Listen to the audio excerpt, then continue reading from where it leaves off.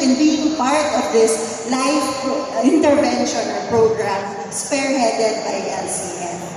So, we're part po of Jollibee Group. Sa mga hindi nakakaalam, hindi lang po ito Jollibee, no? Sa Pilipinas, there's Chowking, Red Ribbon, Mang Inasal, Greenwich, Burger King, and a lot of other restaurant companies, even all over the world. So, as the social development arm of a food company, really, this area of food security, nutrition, that's really our lifeblood. And our vision at the foundation is to help Filipino families have enough food on the table. So napaka-relevant ito sa ginagawa namin.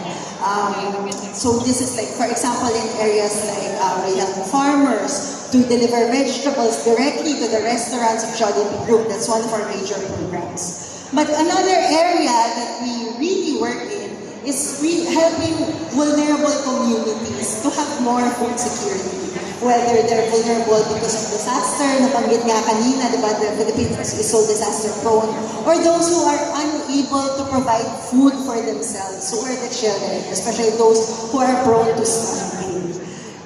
Besides this, in these areas of our programs, we also want to expand our reach in geographically isolated and disadvantaged areas. So, matagal na po namin gusto magkaroon ng programa in Basilan. So, we're very much excited to get this started, and we express our support, and we'd like to invite not just LCF members, but other organizations to join as well this LIFE initiative, so that together we can achieve more in food security and nutrition.